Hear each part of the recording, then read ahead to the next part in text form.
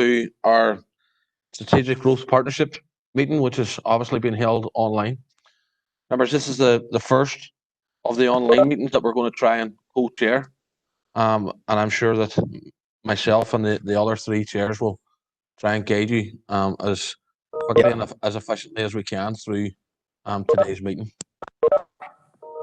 You're all very welcome, as I say, and I would at this point like to just point out that if members could just keep their mics on mute, please. There's an awful lot of feedback, and if you're looking to speak throughout this meeting, could you please just pop a message on the in that particular section? We'll come to you in due course. At this point, I would also like to point out that Paul Kavanagh has now moved on to pastures new, and would like to take this opportunity to thank Paul for the contribution that he has made to the Strategic Growth Partnership. And in that vein, like to welcome Brian McAleer, who's going to carry on the good work that Paul had started on behalf of the trust. So you're very welcome, Brian. Have we any apologies, Colin?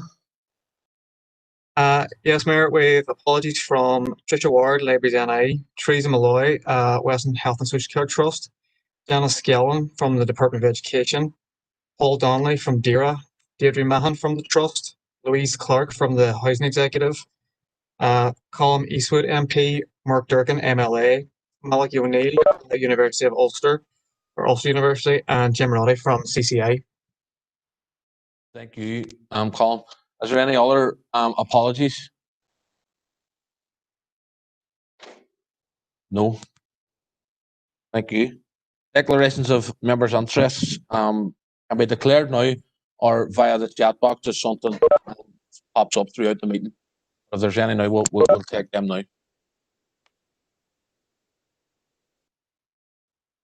No. Okay, moving on. Minutes of the previous meeting of the 2nd of July. Can I get a proposer and a seconder for those minutes, please?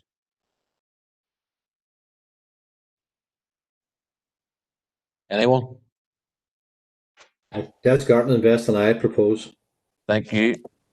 I'll second. Jim McColgan, Rapid. Brilliant. Thank you very much. And there's no action points coming out of those minutes. Or is there anything that anyone would like to raise?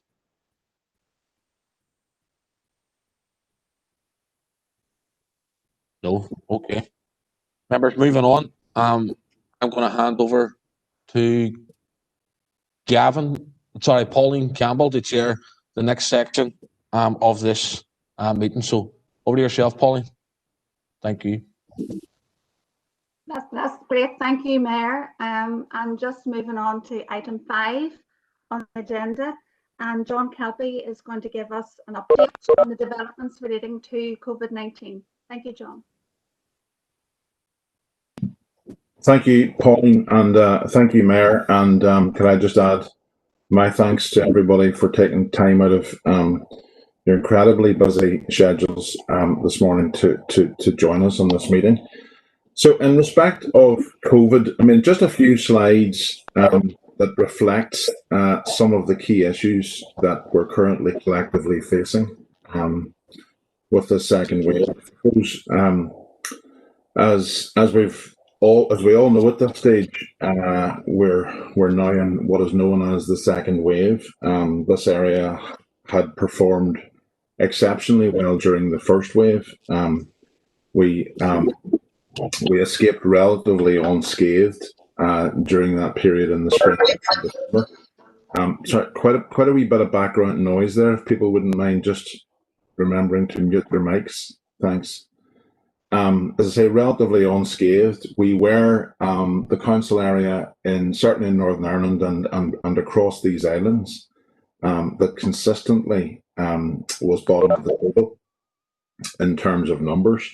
But obviously that began to change quite rapidly in mid-September, and obviously our colleagues in the Western Health and Social Care Trust and the PHA began to respond at that stage.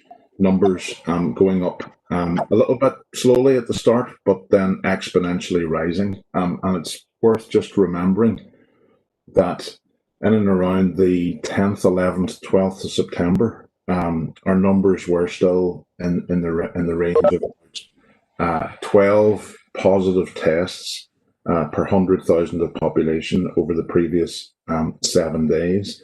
So that began to rise quite quickly from 12 to 30 to 50. We were up at the point of around 80 when restrictions started to be imposed in the postcode areas in Belfast and around Mid and East Antrim. But then we continued to rise quite dramatically after that. And as you all know, we were then placed into additional restrictions. This council area had new regulations imposed for a 2-week period a couple of weeks ago. Numbers continued to rise and peaked, we hope, at a level just short of 1,000 per 100,000 over the last 7 days. Pleased to say that I'm sure all of us are looking at the statistics on a daily basis, and there are many different measurements, obviously, that contribute to providing an overall picture of the spread of the virus, but the one that is used most frequently, the 7-day per 100k average, has started to dip in the last number of days, as you've seen in the press. Thank goodness it's starting to go in the right direction. As of yesterday, it's down to about 670, which is still an incredibly high number. If someone had said a few weeks ago that we would be at that number, I think we would be astonished.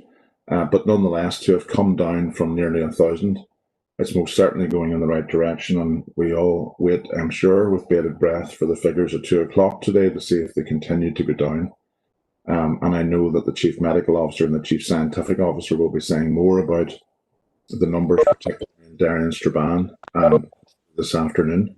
You'll see there, just by comparison, Belfast has risen quite steeply in the last number of days, although appears to have levelled out in the low 500s. Newry, Morning Down, which had been also rising quite steeply, seemed to plateau in and around the 300 mark. And you can see there where neighbouring councils are at. Donegal has, as we know, also been very high. The overall figure in Donegal being over 300. The figures that the Irish government produce per county are also broken down to sub-regions within counties. And so very definitely East Donegal is a much higher figure than that. And that's obviously the part that abuts the boundary with Derry and Strabane. So that's a broad run through the figures. Obviously you're all looking at that, and many of you will be looking at the other detailed figures. A pictograph of the current regulations that exist. The regulations that were applied to the Derry and Strabane District Council area are now extant and have been replaced by the wider restrictions that have been put in place right across all of the council areas in Northern Ireland. And I think this is quite a helpful pictograph that has been provided by the Northern Ireland Executive. It has certainly aided all of our efforts in communicating the message over the last few days in particular. There's been an awful lot of multi-agency collaboration, in particular in this area, over the last few weeks. As always,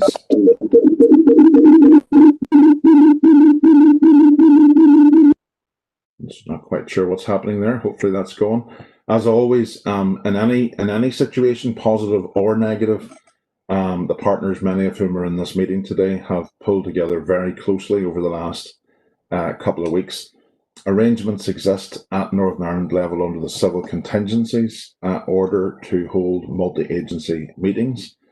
These are now held on a weekly basis here in this council area, and it's likely that at Northern Ireland wide level they may step up to be regional meetings to be held on a weekly basis shortly. They include all of the partners and some others that are listed in the slides. And there's very significant collaboration going on at the minute between all of the partners, Western Health and Social Care Trust and Council, the PHA, all of the various agencies and the PSNI, working very closely together, primarily on messaging, but also in sharing resources and looking at joint use of facilities, engagement with businesses and communities, and also enforcement powers.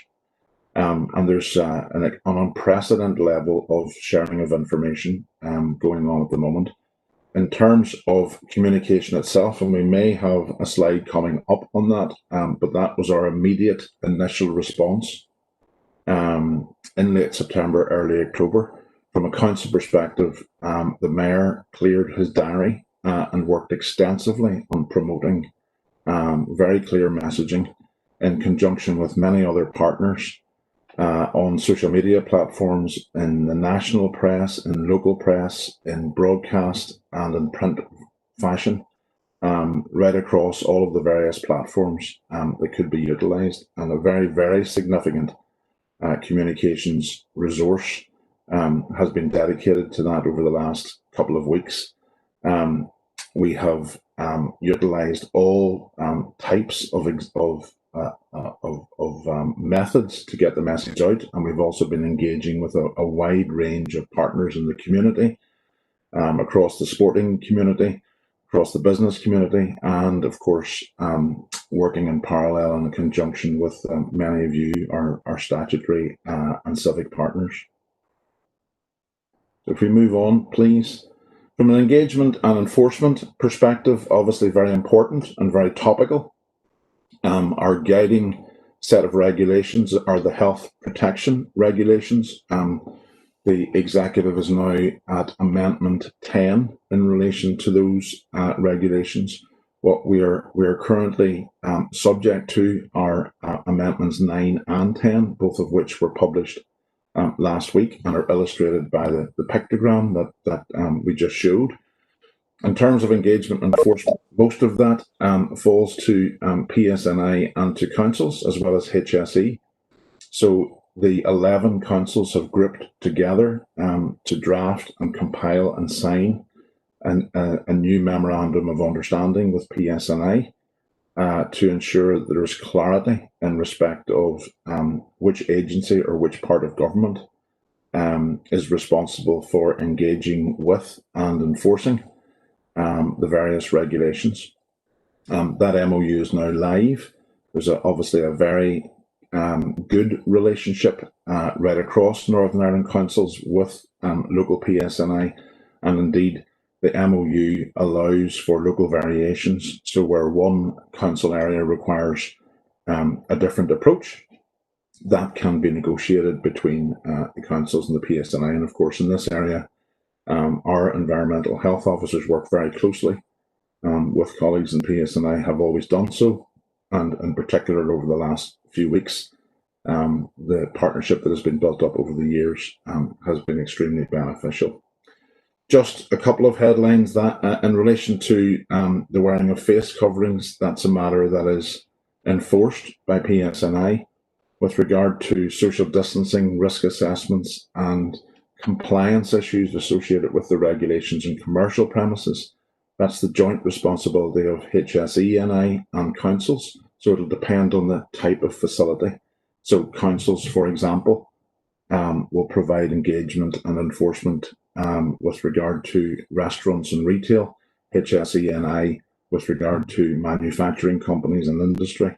And there's a detailed list of which organisation is responsible for which type of facility. And we can make that available to anyone if that becomes an issue or is needed. The enforcement approach has been clear from the start. Our businesses are suffering significantly at this moment in time. In our own council area, the vast majority of our businesses have adopted an extremely responsible approach, an extremely mature approach in dealing with the challenges. And so certainly our approach as council, and indeed our colleagues in PSNI, has been one of engagement from the start, encouragement, assistance, advice and support. And only as a very last resort do we resort to enforcement. And I would say right across the council area, in spite of the pressures that our business community are currently under, we have experienced for the most part, absolute cooperation in working with those who are attempting at this minute in time to keep their businesses open and to do the right thing and to ensure that their premises are fit for purpose and compliance with the regulations. Obviously, there's been much talk about the business advice and support. Our business section has never been busier, and indeed, we're working very closely with colleagues in CCI and the Chamber of Commerce and the government departments, including Invest and DFE, in working to provide that level of business advice and support that is required. At the peak, we were receiving several hundred calls a week from businesses who were looking to be signposted for the various levels of support that were available. We're also working with our colleagues in DFC and in DFI and indeed DERA to look at the whole issue of the recovery grants that are available, working with businesses across our city and town centres who are making applications into those various pots of money that for this council area currently exceed £1 million. So all sorts of things from street furniture to pavement cafe licensing to planters in streets to environmental improvements in streets, so that when cafes can eventually reopen again and hopefully the weather improves as we get into the new year, that we will encourage as much outdoor dining as possible and therefore hopefully provide some degree of protection for those businesses as we move forward into the new year. We obviously still continue to provide a significant amount of business mentoring, business startup advice and grant aid. And obviously there's the wider local restriction support scheme that's available through the Department of Finance, and which has recently been augmented and backdated to include the businesses in the Derry City and Strabane District Council area. And clearly there are issues with some of these schemes, and clearly there are gaps, and much of that is currently under discussion with the executive, and I think there's a much anticipated further announcement potentially by the Department for Economy this afternoon. So it's a very quick run through some of the aspects of the current issues that we face during the second wave. I think the differentiation between this and where we were back in the spring of this year is that thankfully the scale of community support is perhaps not as required as it was back then, and hopefully we won't need to revert to that level of activity. Certainly at the moment, it's all about the messaging, trying to get the numbers back down, trying to support businesses through these difficult few weeks, and try to get us back to a point where a degree of normalcy can return this side of Christmas. So thank you, Mayor, for allowing me in there. Thank you, Pauline, and happy to open it up for a little bit of discussion around this. And can I just say on behalf of Council, thank you for all of the support that you've provided to Council over the last number of weeks in particular in assisting us to assist as many of our businesses, citizens as possible. And I know that many of you in your respective agencies have got huge challenges to face at this moment in time. And can I assure you that anything that Council can do to assist you in your business over the next number of weeks and months, we will endeavour to facilitate as well. Okay, thank you, John, for that informative update. I think it's appropriate to commend the good work carried out by the Council to date. And just to remind everybody, I see we already have a chat message in there, but just to remind everybody to use that chat function. And we do have Anne McCloskey there just wanting to come in. So Anne. Hello, thank you very much for letting me in. Good morning, everybody. Good morning, Chief Executive and Mr. Mayor and the rest of you. No, thanks for that, John. I mean, this is obviously a very, very difficult time, particularly for people involved in business and that. The one thing I would say, and I think it's really important to be optimistic about this, because although we do have this case demic where we have enormous numbers of people who are testing positive and very many who have symptoms, though the vast majority don't have symptoms, this has not translated into mortality in the hospitals. I'm in touch with quite a few respiratory consultants across the north who are telling me that there's nothing particularly unusual happening in hospitals for this time of the year, given that the flu, the COVID, asthma, all of that. Now, I know that the COVID assessment centre in Galvin is very busy and under pressure, but I would contend that is at least partly due to the fact that GP surgeries are largely not functioning. Now, in the month of October, I worked in Chantallo for 30 years. Our waiting room was like Beirut most days. People there, women, buggies, prams, people in wheelchairs, case jammers packed, people coughing, spluttering, puking. All of that is now, the surgeries are largely empty, and a lot of that is decanted into the acute care sector. So, because the triage isn't happening effectively. And this is something I've been trying very hard. And if there's anybody here from the Trust, I think it's something that we really need to look at. Because if PPE works, then we should be able to primarily assess, particularly young people and people with asthma and stuff like that, in the general practice setting, rather than everyone having to go to Galvin to be assessed. I think I would contend it can be safely done in the community. But it is very, very good news that all of these cases are not translating into excess mortality. And that is pretty true across the entire of the United Kingdom at this time. So hopefully, if the numbers are starting to come down, that again is it's cause for optimism that things should be able to get opened up again. And that is pretty much borne out by the ONS data, which I've been following very carefully. So thank you very much for that. Thanks, Anne. Couldn't agree more that we need to keep that optimistic outlook, and it's I think we're all very relieved that the numbers don't appear to be translating into the levels of mortality that we're seeing across the country back in the spring. Yeah, thank you, Anne. Thank you, John. And just passing now, please, to Gary Middleton, who has a question.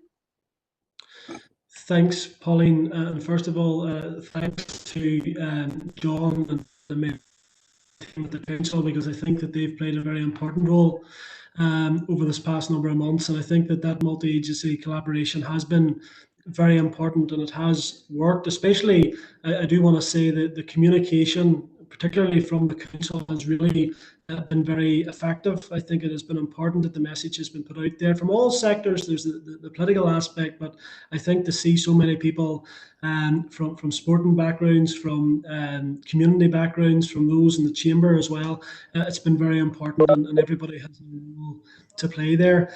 I think optimistic. We also can't be complacent, because I think it's fair to say that complacency has got us into this position in the first place. The point that I want to make is around this collaboration. Obviously, we have a number of weeks left before we come out of the current restrictions. John, could you maybe outline in terms of what discussions are ongoing in terms of how we prepare as we go into the Christmas period? A lot of businesses that I speak to are keen that obviously the city centre is opened up as best as we can to allow for that Christmas shopping period and that busy period. We're mindful that we can't do anything that will jeopardise in terms of the number of cases and all of that, but I think that we need to do it in a sensible way. And it's just to see your feedback on that, John. Thanks, Gary. Well, I think I've got colleagues on the call as well from the chamber. I'm not sure if CCI have joined us or not. So Paul Clancy may wish to come in on that question as well. But from a council perspective, obviously, we're hoping that the numbers obviously continue to fall, and that the restriction period ends when it was originally suggested that it might by the executive. And that our city centre will return to some form of normality in a few weeks' time to allow a period of trading this side of Christmas that will hopefully be a bumper period of trading for retailers in the city centre after such a difficult time. So right across, I mean, from the low level to the high level, across Derry City Centre and Strabane Town Centre, from a council perspective, first of all, cleanliness is a big issue. So we're as always in periods like this, redoubling our efforts to improve the physical appearance of the city centre, so that when people return numbers, that it's a clean, pleasant environment. albeit it'll be dark and in the middle of winter. As you can see in the city centre at the moment, the Christmas illuminations are being erected. So all of that will proceed as planned, although some of the events will obviously have to be scaled back. We will be rolling out a Shop Local campaign this year, putting a particular effort behind it. And in terms of broader initiatives, as I've mentioned, we're working with colleagues in DFC, DFI, and for the small settlements across the council area, Derry, in working with businesses to encourage them where they can to trade outdoors. And now obviously that becomes increasingly difficult in the months ahead, but nonetheless is still possible. But the real focus is on trying to get to a point whereby in the spring that we have a number of areas of the city centre that have widened pavements, that have the ability to trade more extensively outdoors, and where we will make some semi-permanent structural change to some of the streets to increase pedestrianisation and trading opportunities. So those are the sort of efforts that are currently underway at the moment, Gary, and I'm not sure if maybe Paul wants to come in the back of that too. Yes, thanks, John, and thanks to the Mayor. This is my first meeting in this forum, so thanks very much for the invite. Look, I support everything that's been said so far, and particularly the excellent work the Council has done, and we commend them on that. And I guess it's about the public messaging, which the Mayor has really been behind in volumes recently as well. And we just want to get people back and get that R value down as low as we possibly can, as quickly as we possibly can, to get business back functioning and operating. Obviously, there's a lot of debate about the scientific information that supported these decisions in closing sectors of the economy. And it's really important that we get back down there and we understand, if we are going to have another lockdown come January, that the public understand the reasons for this, because I think they're prepared to accept this lockdown at the moment. But actually, if it continues in January or February, if the R rate continues again, I think there may be some pushback from a lot of businesses to really understand how they're contributing to the R value, considering everything that they've actually done and put in place in terms of costs. So yeah, we'll be delighted to get back functioning, and that's the message from our members. But they're really supporting the message now that's out there currently at the minute is, obey the rules, and we're supporting the Mayor and yourselves and Council to get the message out to all our members. Thank you for that. Okay, thank you, Paul, and thank you, John, as well. If we pass now to item 6 on the agenda, and I'm going to hand over now to Gavin. Thank you, Pauline. And just on behalf of the business community, and Paul's already said it, I'd like to pass on our thanks to John, Chief Executive, and his council colleagues for the work they are doing in regard to the impact that COVID is having on the business community. It's not unrecognised, the excellent work that council are doing to support the business community in this very, very challenging times. And our thanks to you, John, for that. At our last meeting in June, John gave us a brief overview of where we were with the City Deal. On top of everything else that John and his team are dealing with, obviously City Deal sits in the background, and it's one of the most critically important programmes that we have as a council region going forward. So John updated us in June. We all welcomed the announcement on the graduate entry medical scheme, which is obviously inextricably linked within that programme. But John did prepare a more detailed paper for council a month ago. It is included in the pack and everybody's got it. And I asked John to take members through that. Thank you, Gavin. And I suppose that does it is indicative of, again, the partnership working right across the council area, where we are obviously focused on the here and now and how we recover from COVID. But over the last 8 or so months, there has still been a huge amount of partnership working, looking to the medium and long-term future and the big strategic objectives that we all share, that will hopefully enable us to transform this place for the better. In the longer term. But as Gavin has said, the detailed paper there, members, is there for you to digest, and I don't intend going through it line by line. You'll be glad to hear. I did provide a fairly comprehensive verbal update back at the July meeting. This paper sets out all of the issues in relation to the background that we're all fairly familiar with over the last number of years, where the funding is now at, details in relation to the projects and the business case updates, a lot of key issues to do with governance as we move forward, next steps.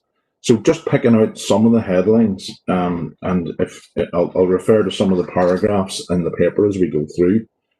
In relation to funding, the key headline is that we now have a confirmed funding package of almost £250 million in terms of both City Deal and Future Fund.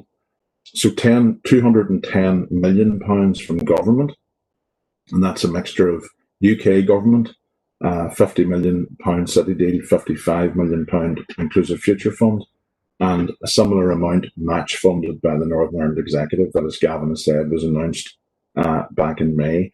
This is in addition to announcing the graduate entry medical school and the revenue funding for it, which sits outside of this capital package. So together with current partner contributions, Ulster University, Northwest Regional College, Council, Western Health and Social Care Trust and the Department of Health to date, that brings the funding package up to circa 250 million, perhaps a little more. And there are ongoing discussions also still with the Irish government in respect of any additionality that may be brought to the table from that source. So we are at a point fairly much that we had targeted all those years ago, and the complete suite of strategic projects that we had identified through City Deal and Future Fund are now able to proceed with that confirmed funding package. So moving to the projects, you'll be well familiar with them at this stage, but just to remind ourselves, the big innovation projects, the data analytic projects, Carl, the SIDRA project, that's the robotics and automation project at Ulster University. The big digital and smart future city innovation projects are now all fully funded. The medical school, after all these years, is now over the line, and students are being recruited and staff being recruited by Ulster University as we speak, with an opening date of September next year. The Thrive personalised stratified medicine project, which will be located both at Ulster University's Magee campus and also at Galvin Hospital, and the Citric facility is now fully funded and proceeding.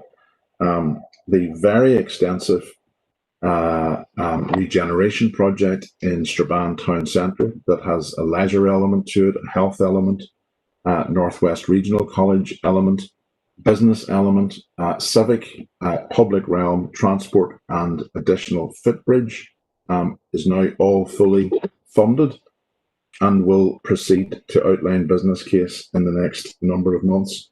And the very exciting complete reconstruction of Queen's Quay and the riverfront in Derry, roughly from the council offices right up to Harbour Square and moving right into Foyle Street, is also now substantially funded and can proceed from the outline business case stage, together with a significant initiative within the Walled City in relation to tourism and economic development, and the construction and design and construction of the Maritime Museum, now known as the DNA, in Ebrington.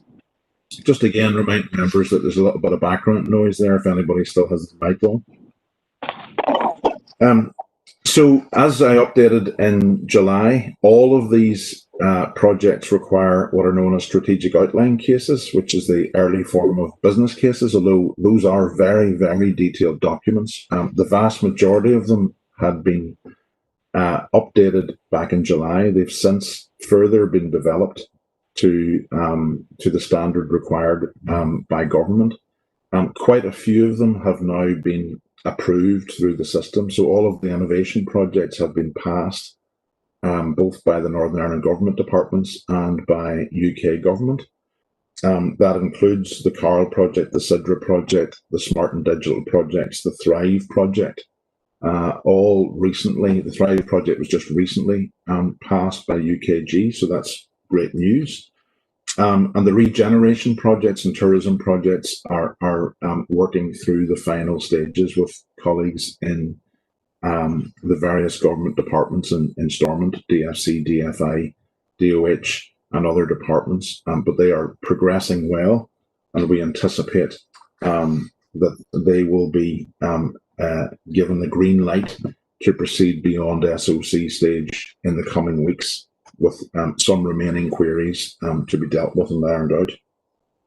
A summary of all of the projects and the sums allocated against them and the current status is included at the back of the paper in a detailed matrix, so I'm not going to go through that at the minute. And obviously, in parallel with all of this, the projects that aren't part of City Deal, projects such as the A6, the A5, City of Derry Airport, rail investment, the A2 Buncrana Road, the expansion of the McGee campus of Ulster University, all of those, while outside of the City Deal envelope, are projects that are obviously still critical. And we and you as city and district partners are continuing to collaborate with relevant government departments in respect of the progression of all of those. And many of them are making substantial progress, and we welcome the commitment both by the executive and the Irish government at the North-South Ministerial Transport meeting last week to include Derry now in the feasibility study for the high-speed rail link, the cross-border high-speed rail link, which will now be taken forward on the basis potentially of it linking right through from Cork up to the northwest. So all of this is progressing also with a very strong mix of community projects. It's been the stated objective of this growth partnership right from the start that community projects and community engagement must progress in parallel and in tandem with the big strategic projects. So at this stage, we are still committed to the delivery of over £130 million of community projects right across the council area. Many of these led by council, but by no means all funded by council. And we are indebted and grateful to colleagues in the Department for Communities and the Department of Infrastructure, and indeed DERA, for much of the match funding that enables these projects to be delivered.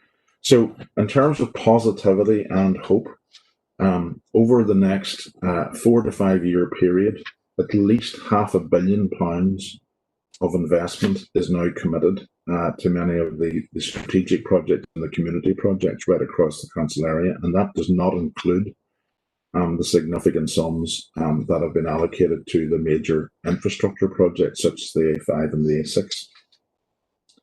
So moving ahead, we are pressing hard at this moment in time, working hand in glove with our senior colleagues in the NICS to get to what is called heads of terms stage, which is the next milestone.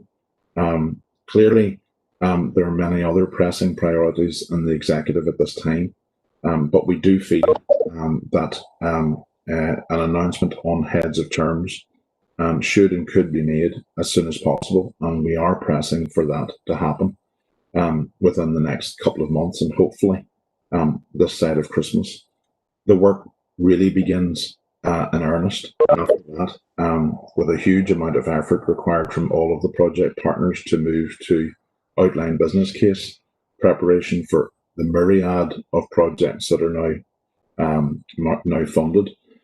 That'll require very significant conversations about resourcing, the establishment of project teams, governance, program management, how that all comes together. And we have presented into these meetings in the past, and indeed into our city and district partners group meetings, the implications of all of that.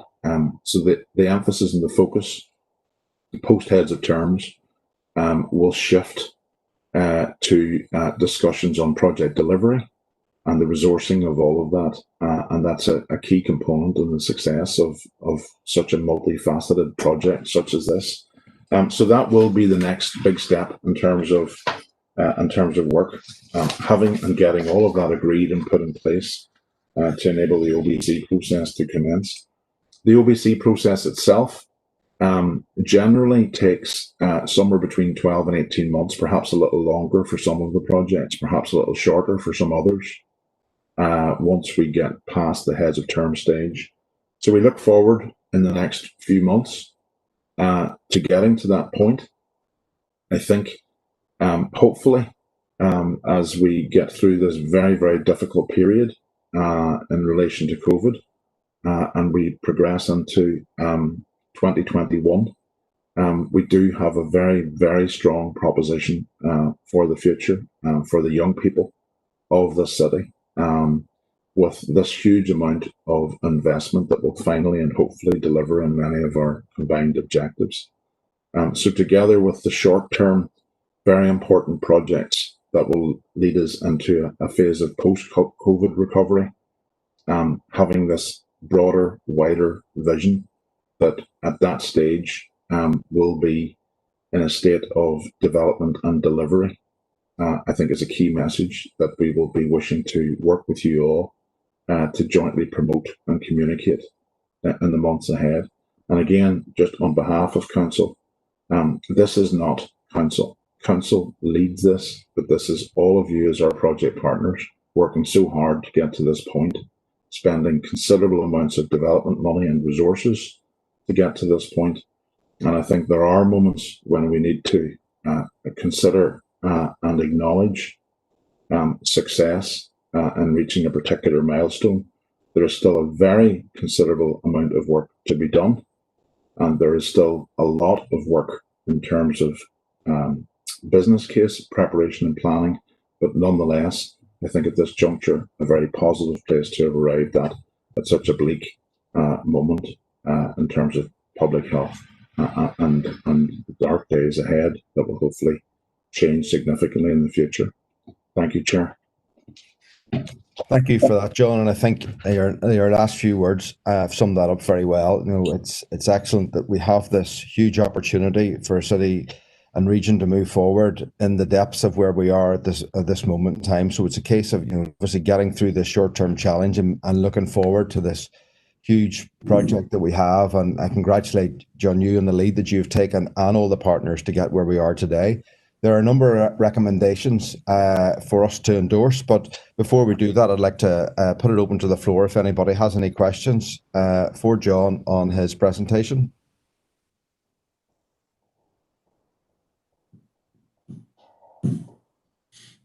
Stunned silence, Gavin. There you go. So to just take it, everybody's happy with that, and we're happy to endorse it. So the recommendation that was included in that is that we continue to support and endorse the progress that has been made to align the projects and confirmed funding streams and the development of the strategic outline case that John has highlighted, and to support at a regional level immediate progress in advancement and completion of the combined heads of term for both the city deal and the future fund deal, and to acknowledge the considerable challenge ahead, but also the opportunity presented in committing council funds and resources, both capital and revenue, in respect of the project, the outline business case development, governance, project management, project implementation and delivery, and to continue to promote, advocate and secure funding commitments for the continued advancement and delivery of the wider required key connectivity infrastructure, education and skills investment of the city and region, included those set out in the New Deal, New Approach agreement. So John's very clearly covered everything. And if there aren't any questions and there's no challenges, I'd ask for a member to propose that we endorse John's paper. So if someone would like to propose that. David Ramsey proposed. Thank you, David. Thank you. Will we have a seconder? I'd second that, Chair John Boyle here. Thank you, John, for that. Just also while I'm on, I just want to reflect on where we are and how far we actually have come in a relatively short space of time. In fact, I recall that the Chancellor of the Exchequer arrived here. I suppose we could probably call that the starting point, because that was the start of the traveling in the right direction. That's just over a year, probably around about a year and a half ago. And quite a very significant amount of work has been put in, and the report that John has actually just given us is very reflective of that, Chair. And you know, considering where we are and the fact that it is of doom and gloom, all pervading and pretty much there 24/7 for everyone in this city and district, this is a positive. This is good news, and I'm not entirely sure, you know, the general population and the citizenry out there just really understand or appreciate what's coming, and so that's the reason to have some degree of thanks for all concerned, and again, just on behalf of the SDLP, I also extend our thanks to everybody on this meeting and those that aren't indeed here with us today, because none of this can be done in isolation, and everybody putting their shoulder to the wheel will ultimately deliver all of this. Again, John, thank you for the report. Clearly, for me, a lot of this isn't news, because we, as elected representatives, see and hear these reports very regularly. But just to put on the record that I believe that it is well worth endorsing the approach as outlined here today, and again, look forward to the heads of terms. And I know, John, that you were saying the other day you were hopeful that would be sooner rather than later, and clearly that particular milestone will drive us further on into the future. You know, so again, just to say thank you, Chairman, thank you to John, and indeed to everybody who's making such a difference at this particularly difficult time for everyone across the Strabane. Thank you, John. Any other comments or questions for John? Is everybody happy to move on to the next item? Okay, I'll now like to pass over to Kenny to take us through item number 7. Thank you.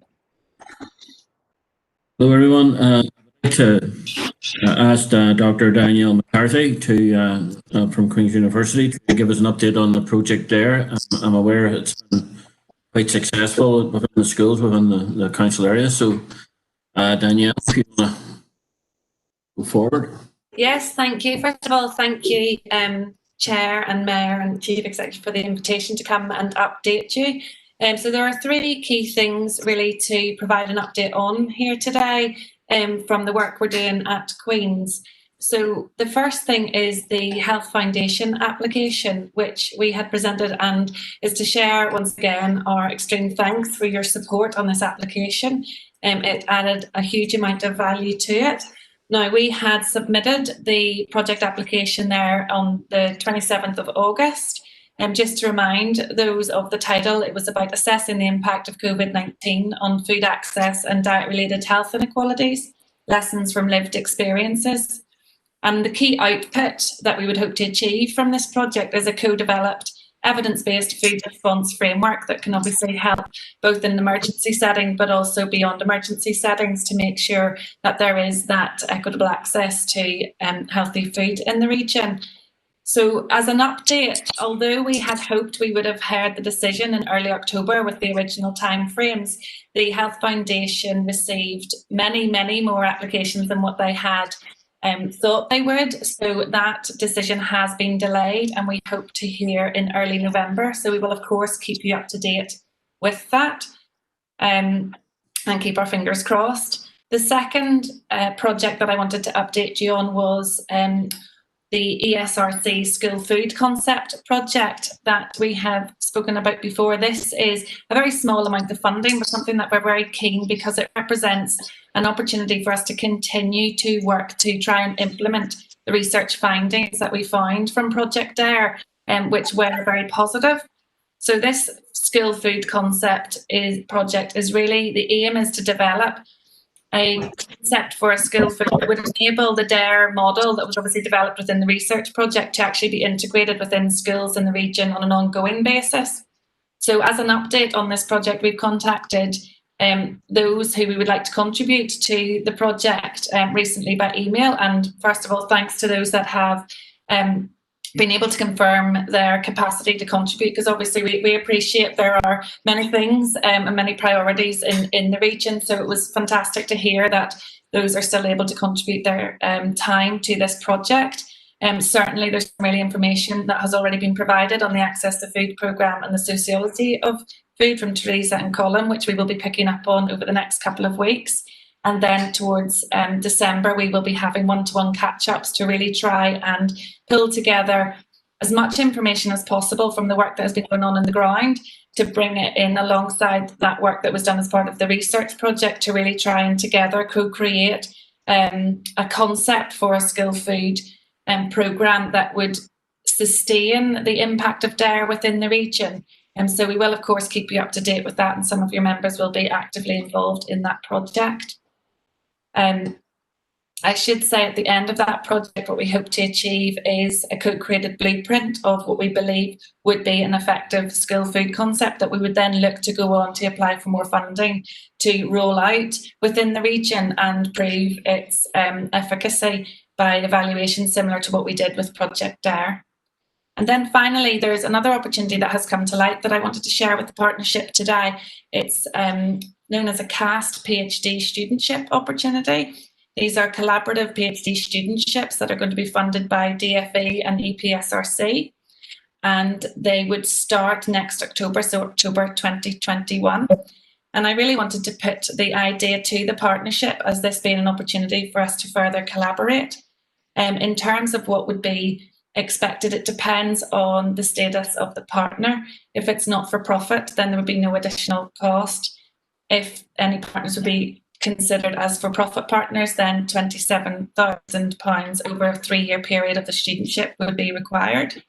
In terms of timings, the application deadline is the 18th of December this year, so there's quite a bit of time to be able to think through what might be useful in terms of this collaborative PhD studentship, and the decision would then be known on the 21st of January 2021 to obviously enable the recruitment of a student to start then next October.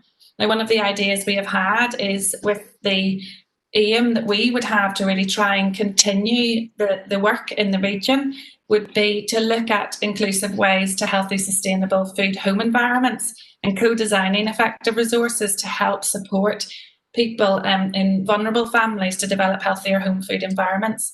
So this idea we would see as an extension to Project DARE, in that was very much was the school food environment, and the healthy school food environment was the focus of DARE. And this idea that we'd like to present today would be to extend that to really work with those within your region to develop what could support healthy home food environments. So I guess today, in terms of an ask of the partnership, would be whether or not this would be something that you would be interested in collaborating with us on. Part of that would be then obviously to confirm the status of the partnership. If that is classed as not for profit, then obviously there would be no additional cost to yourselves to be involved. And then I guess if there is interest, if there could be a key contact provided, and we can obviously then elaborate on our discussions and really understand what would be most useful to yourselves for us to investigate as part of the studentship, should you wish to collaborate with us on it. And that's all from me. Any questions, I'm happy to answer. All right, everyone, does anybody have any questions for Dr. McCarthy? I can't see anything up. Sorry. Chair, if I could come in there, John Kelpie. Thank you, Chair, and thank you, Dr. McCarthy, and for that update on the project. Very exciting project it is, and thanks for your continued work in that. Just in relation to your suggestion, I would imagine a number of the partners would be very interested in looking at the detail of that. Would there be any chance that you could send something through to us that we could distribute among the partners and perhaps commence a conversation around that and come back to you? Yes, that's great. I can send you on a draft of our idea. What I would want to convey, however, is it's absolutely in the spirit of collaboration. So it's really a backbone on which then can lead to our discussion. So I'm happy to send something across, of course, but please do see that as, you know, a starting point to add ideas onto it. That's great. Thanks very much. Thank you, Chair, for letting me in. Okay. Anyone else? As I say, it actually seems quite important stuff to be working with. So I think to finish this part is we are looking for an endorsement for the continued collaboration between within the different groups within the city to continue with this project there. So could someone to endorse it and second it, please? I can't see it.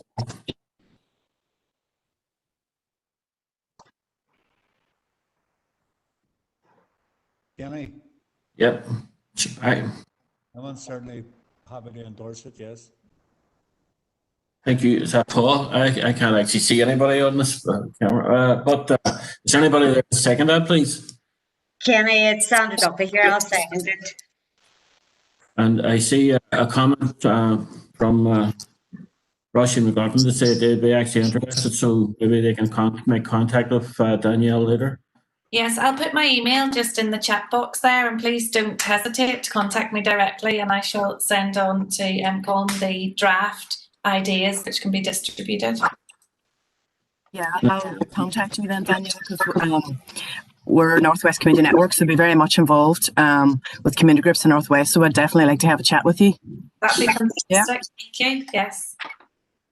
Okay then, everybody, I'm happy now to move it on to Pauline, please. Okay, thank you, Kenny. So we're just moving now to item 8 on the agenda, and Una McGillion, Director of Legacy within Council, is going to give us a presentation on zero waste circular economy strategy. Thanks very much, Paula, for the opportunity to come here today to give you an update in terms of the strategic intervention, which has included the joint action within our community plan. So next slide, please. Just to give you a bit of context, again, just to remind you in terms of where this particular intervention sits within the strategy, you'll see that within the outcome, we connect people and opportunities through our infrastructure, that this is where this intervention currently sits, but in actual fact, you'll see throughout the presentation that it cuts across quite a number of the other outcomes, and very importantly, that within sustainability is a cross-cutting theme, that not only does it cut within the strategy, but also in terms of partnerships, in terms of its implementation. Next slide, please. So the presentation itself is divided into two key components. One is just a bit of context in terms of why we felt that the strategy was very important and why it needed to be included in the Strategic Inclusive Growth Plan. And then secondly, in terms of what we've actually achieved, which is the exciting stuff in terms of the implementation at this stage. So look, it's no surprise to anybody. Huge volumes of information that's currently available in terms of the damage that's been done to the environment, and you'll have Kathy coming along after me and she'll tell you about the work that she's doing on climate mitigation and adaptation. So there's a really big movement in terms of how we all collectively work together in terms of protecting the environment. Next slide, please. And there's, I suppose, key challenges. These challenges on an everyday basis in terms of respect to the environment. So we know about the single-use plastic. We know about the impact that it has in the ocean. But on the other side of that, plastic's actually really good. Plastic has transformed, for example, healthcare in terms of how we've been able to treat very ill patients. So whilst we identify challenges with respect to some products, we also recognise that they're hugely important in our day-to-day lives. Next slide, please. The next one really is about the food and Dr. McCarthy, is talking about food and the importance of food. We have seen recently, in terms of in the last 2 years, since there's been a lot of publicity about food waste, how people's behaviours have actually changed, and those behaviours have changed because they've become much more educated in terms of how to manage food, whether that be food production or food consumption. So it's very, very frightening in terms of the scale of the problems and the challenges that we have, and also in terms of the implication that has, not just financially for people in terms of budgets, but also in terms of the emissions that it actually costs. And then the last one, in terms of just some context and some examples that I wanted to give you in the next slide, please, is around fashion. And this is, I suppose, one that we haven't paid as much attention to, but yet it's now been identified as being the 5th major contributor in terms of waste production, is the fast fashion that we currently have. And within the UK alone, it's estimated that £140 million worth of clothing is actually going into landfill every single year. So whilst a lot of people are very, very good, we use forth, there's still a huge contribution of that ends up in landfill. In 13 years, it would take you 13 years to drink the equivalent amount of water that it takes to make 1 t-shirt and 1 pair of jeans. And there's some really, really fantastic initiatives now in terms of people hiring clothes, being able to rent baby clothes. So there's definitely a movement there in terms of changing our perceptions around how we move from this take very fast society to a more circular society. And that's just in terms of the next slide, please, just to give you a bit of an illustration that why this is so important at this particular moment in time is that not only are we looking at it in a local context, but we look at it in a global context, that if we continue to use all the natural resources, we will actually have nothing left to use. So if we don't start to try to keep materials in a circular movement by keeping them in use for as long as we possibly can, then we're going to exhaust those resources. And that statistic there, in terms of at this moment in time, only 9% of the resources that are taken out of the earth are actually reused. And so that is so unsustainable. And that's why the circular economy is considered to be a really, really important intervention at this moment in time. But circular economy is not new, and you'll see in this next slide, please, that it has been around for quite a considerable period of time. And I think about my granny, who, coming from a farming background, said that there was no such thing as waste. It was just useful stuff in the wrong place. And I've certainly heard that in a lot of other ways presented before. So basically, this whole model of the circular economy starts from the very beginning, asking yourself, do you actually need it in the first place? If it is needed, then this whole design component in terms of being able to design out waste at the very, very start. You think of systems and procedures in terms of how you can reduce the impact that's going to have on the environment in terms of that whole production life cycle. And then whenever you're actually designing and you're thinking about how you're reducing the you're also thinking about the future of that particular item and thinking how it could potentially be reused. So to avoid at all possible scenario of either the recycling or also in terms of the residual waste. So in this hierarchy, which you'll see very shortly, is that prevention is considered to be the key. So next slide, please. And industry has been forging ahead very, very significantly in relation to this. And I would say particularly in the last 20 years that you've seen very considerable movement in terms of how people have thought about recycling. They've now said that the recycling, whilst really, really important, that we also need to move up the food chain and also think about how at a very strategic level that we eliminate waste right from the very, very start. So you can see more and more now product designers using reusable plastic. So whenever you pick up your plastic bottle that has actually come from recycled plastic, You've also now got a lot of people and organisations that are incorporating energy efficiency within their buildings. So there's a whole plethora of information that has come to the fore that wasn't there previously, and it's fantastic. And I wanted to profile a local business in terms of Eglinton, Sinead Burley, who are now actually reacting to the trends and the behaviours of people that are saying, look, we want to be more responsible and act in a way that actually protects. It's got ethical way in Eglinton that actually allows you to bring in your own containers to buy food, produce, and also household items.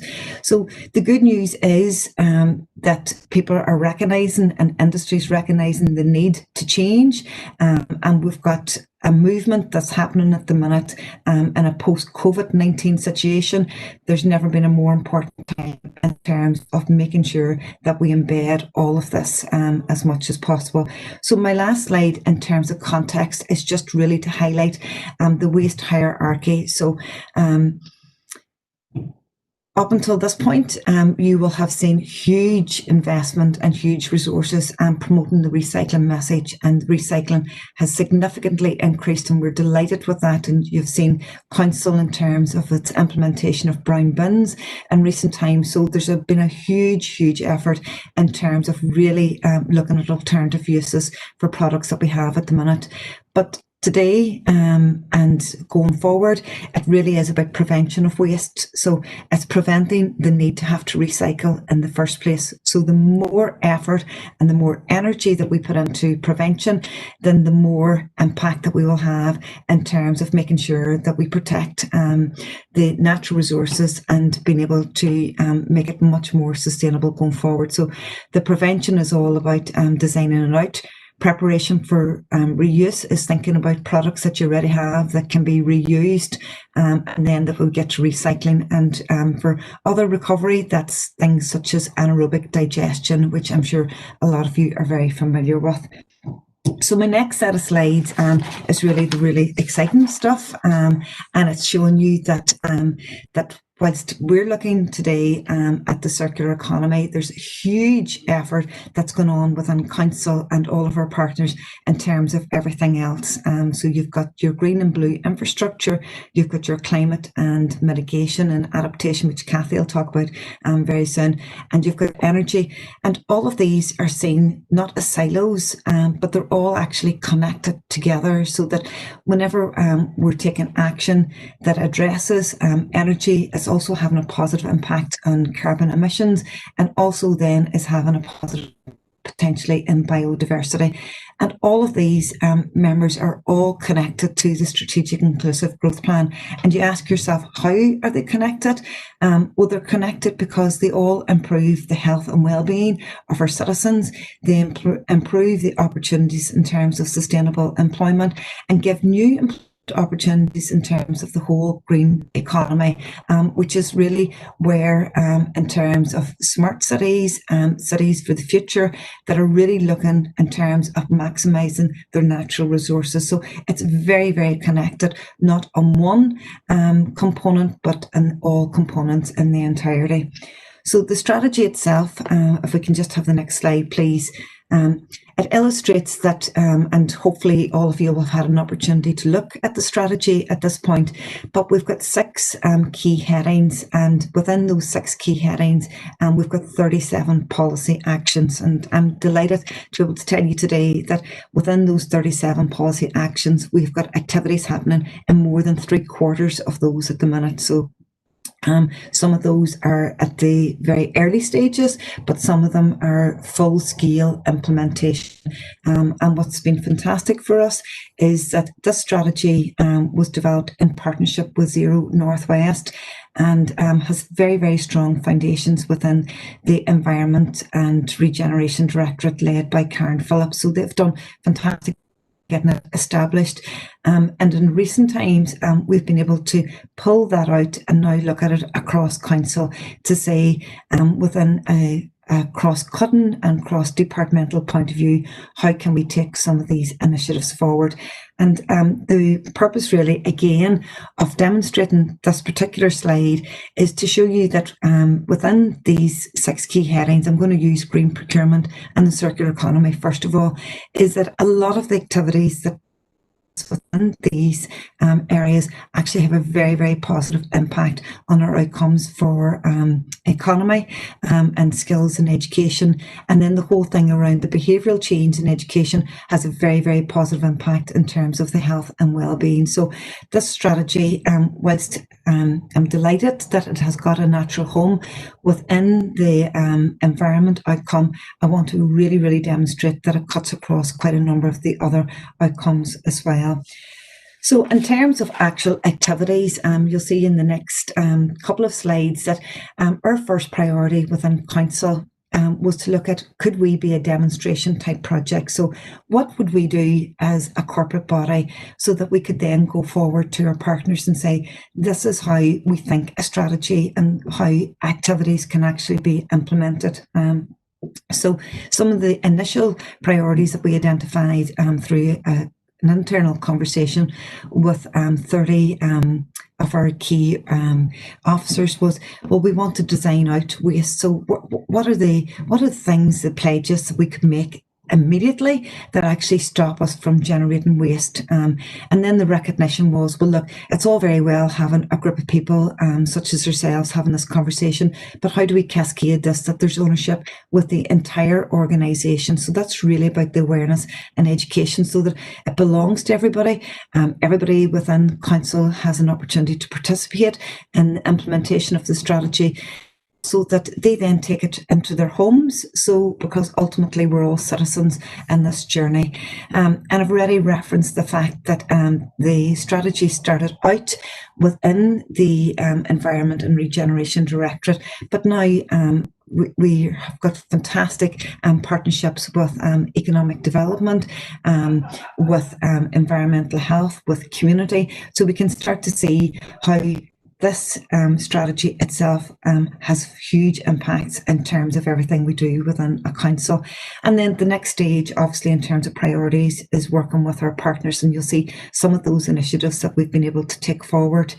So the next slide then, just very briefly, are the key tasks. And the key tasks, I suppose, and the most important that I would want to highlight out of all of this is that this is not a silo. So the circular economy can't work in isolation from any of the other aspects of the green agenda.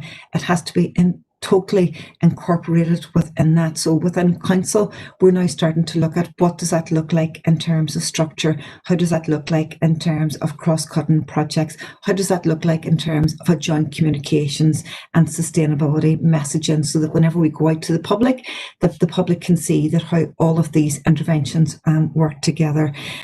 And then that really helps us in terms of how we act as an organisation and how then we can come back to partners in terms of how we look for collective partnership working in terms of implementation. So then my next 3 slides are really around the project examples. And out of those 28 current activities, I could have chosen so many. And what I've tried to give you today is a flavour of those that are currently in use and those that are currently in planning. So some of the ones that we have in use is for example, the elimination of single-use plastic from all of our facilities. So this kind of is a no-brainer. And we've got a recycling officer who's been at the fore in terms of working with different departments to say, do you realise that you can remove your single-use plastic through your spoons, your disposable cups? Whenever it comes to procurement, think about how you actually eliminate that plastic to the organisation. So there's been some really, really fantastic energy around this, but the ownership has to be obviously within every section and every department in terms of how they eliminate that single-use plastic. And in a post-COVID world, we're now looking at how can we eliminate all single use. And we've seen that single use has become really, really, people are now using it a lot more, whether it be gloves, whether it be masks. And we want to get that message out that hygiene and all of that is really, really important. But we have to think about how we can use products that can be reused going forward. So that's the next component of that now, is actually looking at all single-use activity within council. Green events, hopefully you've seen this in our events in the last couple of years, but most recently during the summer for our Slow Food Festival, and also from our marathons last year, from our Christmas fair last year, you would have seen biodegradable packaging being used in terms of our vendors. You would have seen a deposit return scheme being used in terms of the Christmas fair, in terms of glasses, people being able to use the same container. And we've also been able to use very, very clever squeezable bottles in terms of reducing the impact in terms of the marathon. So the events team have been absolutely fantastic, moving really, really towards this idea of being the greenest part in terms of festivals and events that we possibly can make. And then our Eco Skills project have been established for a number of years, and the new component of this really is looking at the circular economy. And I don't know if any of you that have got children, but I constantly get questioned by one child in particular that asked me, why did I buy that? Did I not know the impact of environment? So we've got this huge body of energy in terms of our children and young people that are really, really energetic and committed in terms of being able to make change. And so that whole idea of using the Eco Skills project is incorporating now the circular economy message, but wider than that, it's the entire sustainability message. It's the work that Kathy's doing in terms of climate, it's the work that Leo's doing in terms of energy, so that whenever we go out to schools, we're bringing a very, very strong sustainability message. And then we would like to see how we extend the Eco Skills project into our local community planning partnerships and see how we can work with communities with respect to that. So those are 3 examples of projects that are ongoing at the minute. And then the 2 that I wanted to give in terms of are in planning is around the sustainability of just the previous slide, the sustainability principles for the City Deal project. So John has outlined the huge investment that's coming in to the City Deal projects and the investment that's coming into the city. We have a once in a lifetime opportunity in terms of how we incorporate all of those principles around sustainability into those projects. And I'm going to give really, really simple examples that whenever we're thinking about streetscape, we should be designing in water fountains so that we eliminate the reason why people have to buy plastic bottles in the first place. Whenever we think about, for example, zero waste facilities, that we're thinking about biodiversity, we're thinking about water management, we're making those buildings themselves as sustainable as they possibly can. And we've had some conversations, very, very initial conversations with our colleagues in the university around smart and digital in terms of how that whole component then can give us really, really important data that changes behaviour, so that as we become more educated and we have more and more information, then we can make more informed choices. So that whole idea of the City Deal is taking it now at the very, very start of the business case and saying, what would be the best practice? What would be the ultimate dream in terms of sustainability? And how do we then incorporate that in terms of the design of the project, so that whenever it comes to the procurement, it's not an add-on at procurement. We're not asking our procurement team to wave a magic wand and say, how do we get all these sustainability principles included? That we've actually considered it right from the very, very beginning. So we're very excited around this, and also around zero waste facilities. We would love to take one of our new facilities, maybe one of our new leisure estates, and really creatively look to see how could it become a flagship zero waste facility, and how then could we think about all capital buildings going forward in the future within our city and district, how that they could contribute towards that zero waste so that we're preventing waste from the very, very beginning. And the next slide is just some of the illustrations, some of the pictures in terms of the activities that have been ongoing in relation to council projects. And the next slide then is how we've been working with partners in terms of the circular economy implementation of the strategy. So again, some of these are examples of current activities and some of them are planned activities going forward. So I told you about the strategy in the first instance was developed in partnership with Zero Waste Northwest. And so council has been working with them over this last number of months around this really, really important status of having zero waste municipality. So that's where, as a collective city and region, that we're saying that we're totally committed to achieving zero waste. Now, that's not a magic wand. Again, that's not something that's going to happen today or tomorrow. That's a journey that we're on, and that's a journey that as we change our system for collecting waste and how educate people in terms of improved recyclables, how we become a situation of where we've got less recyclables and we've designed out waste. So this is a partnership that really, really outlines how we're going to move forward in the next 5 to 10 years. And it's a really, really important one in terms of then how we share that information and how we take all of that best practice and work with everybody, whether that be a citizen, whether that be a corporate organisation, whether that be a business. And the business sector, particularly around the food and the legendary food network, really, really demonstrates the huge contribution that organisations and businesses are already making to zero waste locally. The Industrial Symbiosis event is going to take place now on the 3rd of November, and hopefully you'll all be able to attend that. But this is a really, really incredible opportunity for people to start to recognise that one organisation's waste is actually another organisation's raw material. And again, fantastic that we have businesses locally that are already really working on this have been doing this for years, and they're a fantastic example of that. But we want to see how the community can work with us. So all of those items that are identified within a community setting, waste products. So whenever we collect waste products for paint, for example, how can we pass them on to men sheds projects? How can we make sure that they're actually kept in circulation for as long as possible? And then the reuse and the repair cafe is another one in terms of a current initiative. So we've got the 4 R's that hopefully many of you are familiar with in Pennyburn. We would like to see how that can be extended in terms of, instead of disposing of your kettle and buying a new one, you actually know that you could take it to a repair cafe and get it fixed. So instead of disposing of your hairdryer or all those white goods that you currently have at the minute, instead of organising a bulky waste, that we can actually organise for them to go to the 4 R's or any other maybe charity shop locally could actually avail of that. And that then brings me into the huge opportunities in terms of how this project can connect not just at the strategic level within the Strategic Inclusive Growth Plan, but actually at the next level in terms of the local community planning partnerships.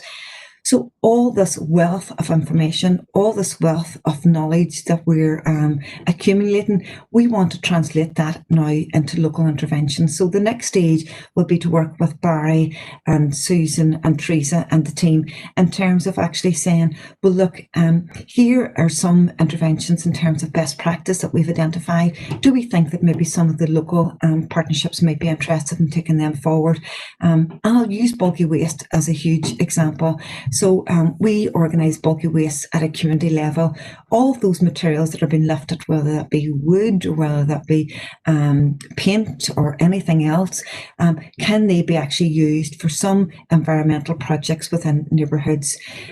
Other projects that we're currently working on are, for example, with Donegal County Council on the Green Agenda, and they've already been working on energy and climate for a period of time, but we're now looking to see how the circular economy can be incorporated within that as well. So that's a really, really important opportunity in terms of the Northwest, and particularly around job opportunities post-Brexit, post-COVID. We see huge opportunities in terms of working with Donegal. And then our last one, which is really strategic, and this really sets the context in terms of the importance of us having this identified within the Strategic Inclusive Growth Plan, is that we now have an opportunity to work with SIB and government partners to say, as you're starting to think about the green agenda, as you're starting to identify interventions and policy directives, well, this is actually what we've done locally. This is all the data that we've identified. We now know the huge benefit of actually working in the partnership of the green agenda in its entirety, not just with circular on its own or energy or climate on its own, but they're in entirety. So this, to me, is an opportunity now for us to influence some of those strategic documents, some of those strategic policies that are coming out from a central level. Then finally, just in terms of the next steps, my last slide really to, second last slide, sorry, Colin. This, again, sorry, it's just some illustration of the projects that we've been working on in terms of our partners. And then my next slide moves us on to the next step. So what's really, really important for us now is demonstrating the impact that we're having. So that's working with this monitoring situation in terms of what the targets are and what the measurements are for the entirety of the green agenda. Really, really important is the synergies with other strategic interventions. Some of you may be aware the Council has recently had motions in relation to social value and also in terms of poverty. How do we use this huge opportunity of the green agenda in terms of making sure that whenever we're thinking about city deals, thinking about how we design out waste, how we can actually make sure that that's connected to social value and also addressing poverty is really, really important. And then resources for implementation. Fantastic to have strategy, fantastic to have all these initiatives, but they all require resources, and we're trying to look at existing resources and see how we can use them as best as we possibly can. So it's not about necessarily needing additional money, whilst some interventions do require funding, but it's actually looking at the resources that we currently have, whether that be people or finances, and using them in a different way. So yes, my last slide now is us as citizens. So we started the Strategic Inclusive Growth Plan as a citizen. We look at the Strategic Inclusive Growth Plan as a citizen, as a resident, and we monitor and review its impact. So we have to look at the circular economy. We have to look at climate. We have to look at sustainability in the eyes of a citizen. So just ask you to refuse what you don't need, reduce what you do need, reuse what you consume, and recycle what you can't reuse. And of course, absolutely keep to a minimum the rest which you can't dispose of. So look, happy to take any questions, and thank you very much again for the opportunity to present you with an update today. Okay, thank you, Una, for that. That was certainly very informative. Just to say as well, just to remind everybody to use the chat function if you want to come in with comments or questions. I see we have some coming through there already. Just to say I lost sound through part of that, but it was just me, thankfully, and I got the majority of the presentation, Una, and it was really, really useful and really informative. Certainly something for all of us to think about in terms of what we're putting in our black bins. So thank you for that there. So in terms of the chats that are coming through there, we see a few comments coming through. Roisin's asked a question there about the reuse and repair cafe. I know you talked about the 4 hours. Una, is there anything else you want to maybe just say around that in terms of timelines, just in response to Roisin's question there? Yeah, and thanks very much, Roisin, for the question. At this moment in time, it's still in the early design stage of it, and the reason for that is because there's a new Northern Ireland network that has been established around repair and reuse cafes, and they're looking to see if they can now develop these across all of Northern Ireland. So Belfast have some very, very good examples of it. And so as a first point in contact, we have gone to the 4 Rs to see what they currently offer, to see if there's any opportunities to extend that. But the message that we've been getting very, very loud and clear is that it needs multiple cafes, and that whilst cafes are very, very successful in city centres, also cafes are very successful within neighbourhoods. So within a particular month in the year, that you might actually bring that expertise from your reuse and repair cafe into neighbourhoods. So it's like more like a transportable type mechanism. So we're learning as much as we possibly can at this stage, and then we would like to go out with the Northern Ireland network and have a wider conversation in terms of think that might look like locally. So if you're interested, I'd be very, very happy to pick up with you on the back of this conversation. Yeah, no, that's great. Thank you, Anna. Just wanted to find out a bit more about it, so that's good. Thank you. Okay, thank you. And I see we have a few more comments and some web links as well, which colleagues have helpfully shared through the chat function there. So and then I see there as well we have Brian with a question. Yep, thank you, Chair, and thanks, Una, for that presentation. In relation to the 4 Rs, and I know the 4 Rs, I think for anybody who hasn't went down and seen what they actually do, I would encourage you to do so. But I would have a concern that the work that they do down there wouldn't be widely known across the city and district. And do you think that we need to do more to get that message out to the public that this is another way of recycling and reusing their old materials? And if so, how do we do that? They encourage people to use it. Thank you.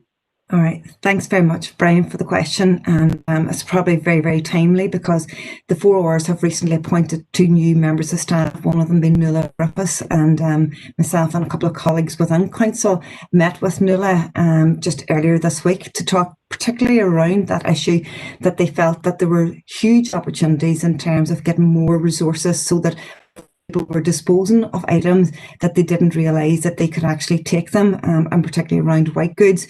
So we talked about some marketing interventions that we could do as a partnership with them, and we talked about some branding that could be placed around their vehicle, and also in terms of some social media activity. So hopefully you'll actually see more and more activity in relation to that. And they have been working, as you probably all know, around training very vulnerable individuals and giving them skills that they can actually then use. So they need more products. They actually need products so that they can teach people how to upcycle, whether that be furniture, how they repair white goods. So absolutely, the more the message that we can get out, and Council's very much committed to working with them in relation to that messaging. Okay, thank you, Mayor, for that question, and Una as well. So just to bring this section to a close, can we have a proposer, please, regarding the strategy and the next steps as outlined by Una?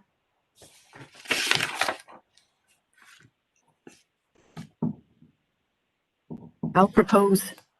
Roisin, I'll propose. Roisin, that's great. Thank you, Roisin. And then can we also have a seconder, please? I'll second it, Pauline Lunde Watson. Linda, thank you. That's great. Okay, everybody, and we'll move now to item 9. Okay, Pauline, thank you for that. So moving on to item 9, and as Una had mentioned, it follows on very nicely from her presentation. Over the last 3 years, Derry City and Strabane District Council have led on an EU-funded climate project, which has resulted in the development of the first local authority climate change adaptation. And I'd now like to invite Cathy Burns, the Climate Programme Manager, to present to members. Okay, sure. Can everyone hear me okay? Yeah. Okay. So thank you, Chair, and thank you, members, for the opportunity to the partnership about climate action across Council. And similar to Una, I'm going to provide a bit of context as to the background to climate action within Council, and the drivers for climate action, and also what we are currently doing within Council, and then our next step. So if I could have the next slide, please, Colin. Okay, thank you. So I'm sure a lot of the members here today are very much obviously aware of climate change and very much aware of the data around it, but I thought it would be useful just to provide some background context in terms of what we're already seeing. So globally across the world, we've seen an increase in temperature in terms of averages, which is obviously leading to climate change and the effects that brings. But more locally here for Ireland, we have seen specific changes in terms of our climate and also our weather patterns. So we have seen an average temperature increase since 1900, 0.8 degrees. Now that might not sound a lot, but that has significant consequences, as I said, for our weather patterns, but also for things like our growing season, which obviously has an impact for us, specifically within council, in terms of things like our grounds maintenance, etc.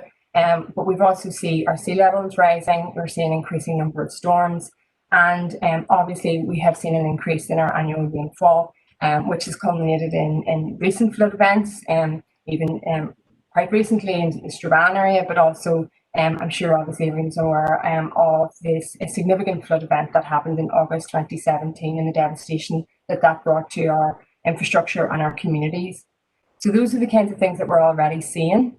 And what we're going to see then moving forward into the future is presented on the next slide, please, Colin. And these are what are known as our climate projections. So these are produced by, there are global climate projections, but these are the ones that are produced for Northern Ireland by the UK Met Office.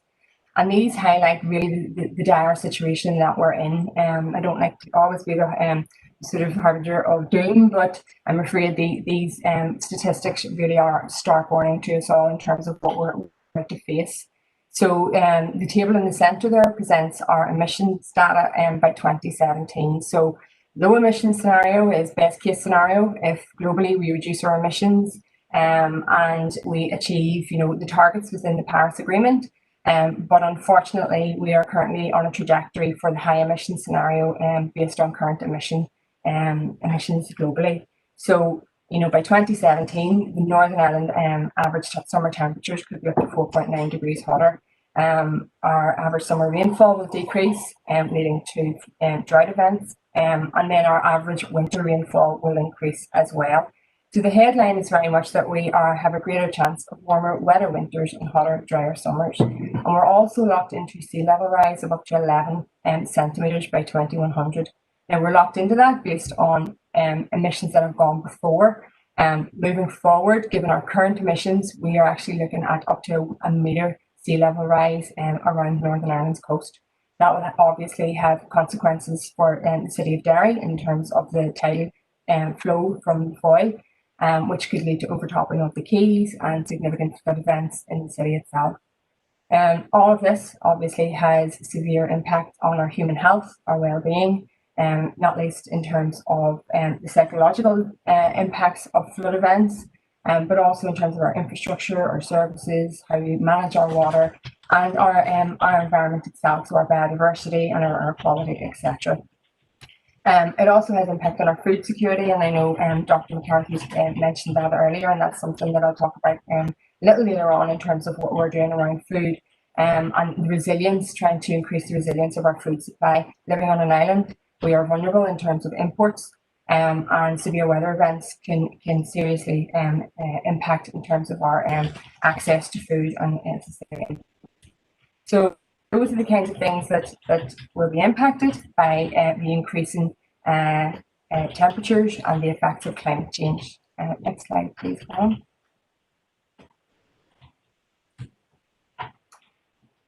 This slide really I just put up in terms of the drivers. So we know the stats, we know the climate data, but we also know that our young people, as Ina referred to earlier in her presentation, are very much the drivers behind this. It's their future that is currently in our hands, and how we behave and the actions we take now will impact on our children's future and our grandchildren and others. So there's a lot of climate grief, there's a lot of climate anxiety among our youth, and I think that we can't ignore that fact. We as civic leaders have to be at the forefront of tackling this. The little cartoon on the right is very much illustrative of in recognition of the fact that we are currently obviously dealing with the COVID pandemic, and the devastating effect that it's having on our communities, our economy, etc. But swiftly coming behind that is climate change. So it's often seen in climate circles and obviously in the wider global sphere that COVID-19 is very much the preliminary round for us as a society, and that the imminent threat of climate change is very much looming above us, and it's something we can't afford to forget in order to deal with. Next slide, please, Colin. So what can we do about it? Moving from the negative and the bad news, the good news is there's a lot we can do. So as Una mentioned, we are looking at our mitigation, which is essentially mitigating against future climate change by reducing our greenhouse gas emissions. And we're also looking at adaptation, so how we adapt to climate change. As I said before, we're already locked in through our emissions over the last 200 years since the start of the Industrial Revolution. We have locked ourselves into a certain amount of climate change. So we need to be ready for that. We need to adapt to that. But we also need to adapt to the climate change of the future as well. So there's lots we can do through our energy, looking at our industry transition, looking at nature-based solutions and our resilience and adaptation. Next slide, please, Colin. So what are we doing then locally here in the Northwest and within Council? So this really provides the strategic context for what we're doing, and obviously a lot of what we do links into the wider context globally, but also locally here in terms of, for instance, the Derry Northern Ireland Climate Change Adaptation Programme, and also the Sustainable Development Goals as well. The next slide then, please, Colin, illustrates the actual context within Council and where this sits. Obviously, putting the strategic growth plan front and centre, but climate action in the round really does dovetail into an awful lot of what we do across Council and across the partners here today.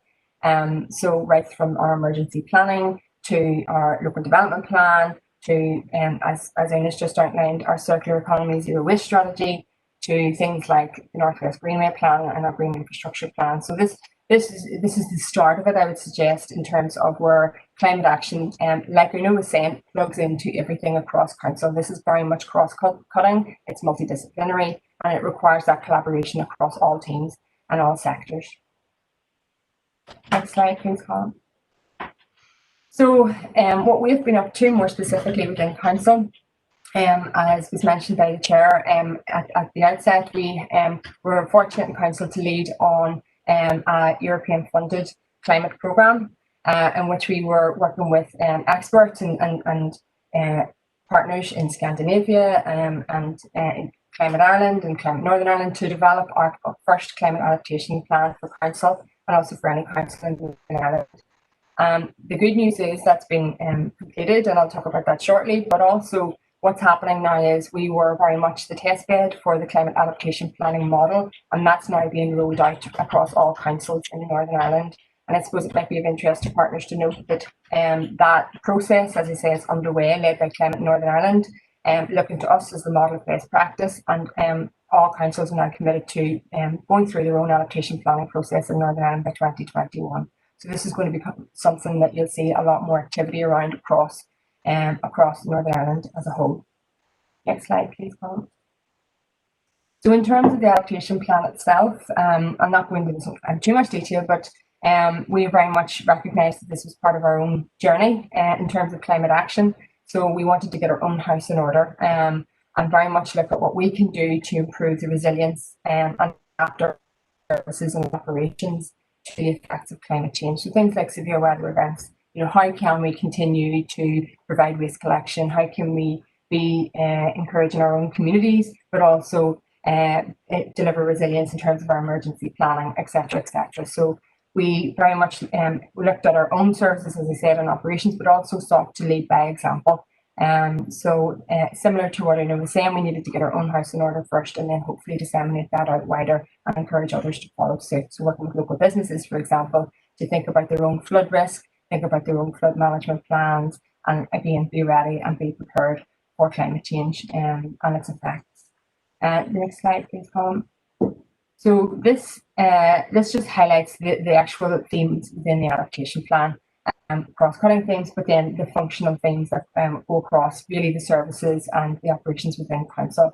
So we look at our policy and our peoples, right down to our operations, our assets, etc., and green infrastructure as well. So we also looked at the effect of climate change on our heritage, and obviously our heritage being a very strong proposition for the city and district, and how resilient that is to climate change, and also our festivals and events. So the adaptation plan has been approved by council as of July, and we're at the action planning stage now and drilling down into what that will mean, and we have a working group set up for the actions, again, cross-departmentally within council itself. Next slide. And that obviously is an ongoing process. We continue to monitor and update the adaptation plan as new research becomes available, and also as severe weather events emerge and areas of flood risk come to our attention. For example, we also tie into the Northern Ireland Climate Change Adaptation Plan and report back to Derry through Climate ANI as well. So we're feeding back up strategically to what's happening across Northern Ireland, and have fed into the emerging UK climate change risk assessment currently being developed by the UK Committee on Climate Change. So we're plugged in at a very strategic level as well in terms of what we're doing in council. Next slide, please. And then before I finish off, I just wanted to give a highlight of all the other things across council in terms of climate action. I feel that the adaptation plan has very much been a catalyst alongside all the other drivers that we mentioned before, so the climate strikes, the general momentum that has built around climate action globally and nationally. But the other things we're doing is we have obviously declared a climate emergency. We council passed a climate emergency pledge this summer as well, which commits the council and the city and district to net zero greenhouse gas emissions by 2045. And we've made that commitment, and there is action planning going on around that to make sure that we meet that target. We also have our green infrastructure plan, of which climate change is a theme, and I understand my colleague Christine Doherty spoke to the members here a number of months back on that. We have integrated climate change in the draft LDP as well. And then coming to the city deal as well, I know I mentioned that earlier, and obviously our Chief Executive John gave us an update on that. We have also done a climate change risk and opportunities assessment, which is a detailed report to look at the Derry Central Riverfront project and Strabane Town regeneration project. And that report is its kind actually anywhere in Northern Ireland, and it's also the first of its kind in the UK to look at both climate risk and mitigation opportunities at a very early stage to, as Una referred to earlier, embed that into the design stage, so that we are essentially climate proofing our capital projects and climate proofing these major infrastructure projects for the city and district, so that they are resilient, but also that they, where possible, reduce their potential carbon footprint. So they're really from the outset that we're doing the right thing for future generations. And let's hope that report and that document will be a blueprint, as I said, for other projects going forward within City Deal and also within council. So that's quite innovative, it's quite exciting, and this is it's the first of its kind anywhere in Northern Ireland. We have a carbon management plan, obviously we've referred to, we've just heard from Una on the zero waste circular economy strategy. And then interesting in terms of the food agenda, as Dr. McCarthy described earlier, in terms of the need to provide sustainable and nutritious food, we have secured funding through the lottery for an acorn farm project in conjunction with CFNI to look at providing 100 families with food growing capacity. So we're going to work with them over the next 18 months so that local people can grow their own organic food, but also shorten that supply chain and reduce that carbon footprint, and also deliver resilience. And the key output of that project will be a food council for the city and a food vulnerability assessment and a model for how we can create a better food system in the Northwest, again, to improve resilience. And then finally on the last slide then, there's two more slides. This slide actually is about our Northwest cross-border action. And this is a critical part of our climate action. So my colleague Leo Strawbridge, our energy manager, works very closely with Donegal County Council on the development of a regional energy strategy, which clearly lays out our pathway to net zero in terms of our energy consumption. We also have a Northwest nature-based study to look at the potential for nature-based solutions. So that's a GIS project that's currently underway, and we have an officer in post working on that. We have a Northwest Strategic Growth Partnership working group to look at, facilitated by the ICLRD, to look at climate action on a cross-border basis.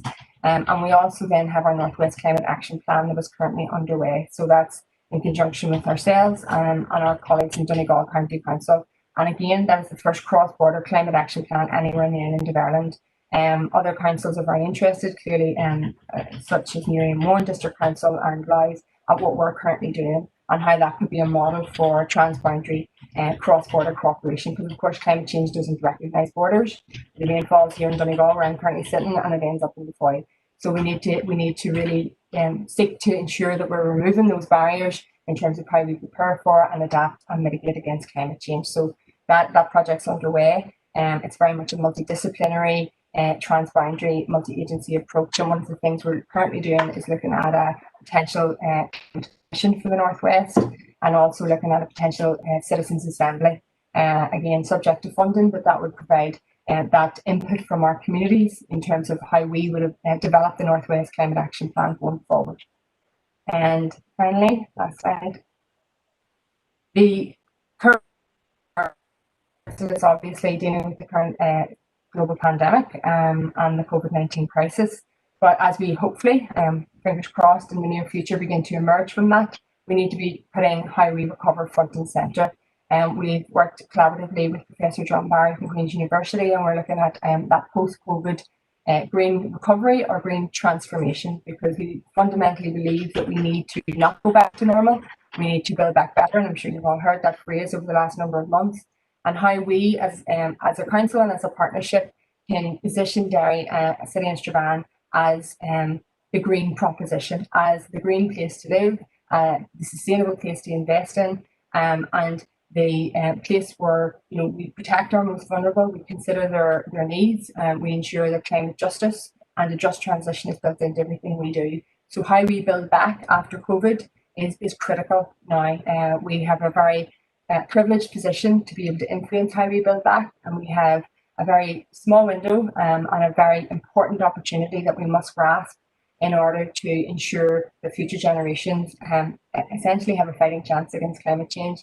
But the positives is that renewable energy, green economy can create jobs, it can create a better healthy living environment for us all, and as I said, make the city and district a green proposition that people will want to live, work and invest in. Thank you. Okay, Kathy, thank you very much for that. It was a very informative presentation, and it's good to see that the council is leading locally on what is a global challenge that will become more prevalent as we move forward as well. So thank you for that work, and congratulations for what you've done. Before I put it out to members, just in questions, question that I just have a personal question and relating to some things that you spoke about there. Have we looked at the provision within the city for allotments? And is there opportunity for us to increase the amount of allotments that could be made available to the citizens? Like, I'm not the only allotments I know of are the ones down the bottom St. Colum's Park, and I think it's pretty difficult to get into them. But is there opportunity elsewhere within the city to create more allotments to allow people to grow their own produce? Yes, sure. Thanks for the question. So I referred to our green infrastructure plan within the slides there, and that's actually managed by my colleague Colin Kennedy, who also looks after the allotments. And you're quite right, Colin would talk about the long waiting list that there is for our allotments within the city, and that's a good indication that people are interested and wish to have an allotment. So one of the things we are doing, and I referred to it earlier in terms of our GIS mapping, is to look at the potential for land to expand things like allotments, but also to expand, our tree cover, to look at where the opportunities are for increasing biodiversity, habitats, etc. So that mapping exercise is currently underway. We have a member of staff in post who's working on that at the moment.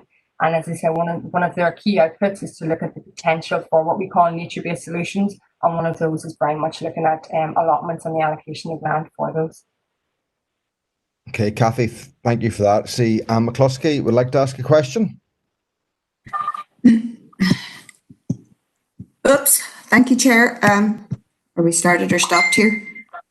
I suppose you don't really need to see me, but anyway, Kathy, thank you very much for that. I was very interested in that presentation and in Nuna's presentation. The question I have is, I am really not clear of the connection between the current climate I'm going to use the word alarmism and COVID-19. I understand that energy has reduced drastically, energy use has reduced drastically during this crisis, but I don't think anybody would concede that that is a good thing, given that people are locked up and unable to earn a living. Now, Kathy, you obviously have some knowledge about climate, and you will know that this climate alarmism is not a settled science, that there are very many international climatologists and geophysicists who do not think that we need these catastrophic projections that are largely computer modelling, and which, for example, the most recent example we have of that is Professor Ferguson's modelling, which said that 500,000 people would die of COVID in the UK. These models are not very often closely tied to real world data.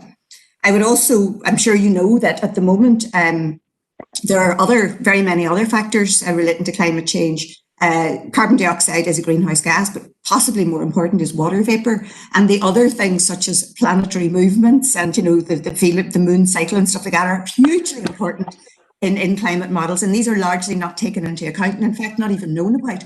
And I would contend that a lot of the worry and stress and anxiety that has been foisted upon our young people is in fact unnecessary. At the moment, only 1% of global energy is produced by renewables, and this is with subventions and grants of trillions of dollars and pounds, which again is a debt which is going to be brought forward.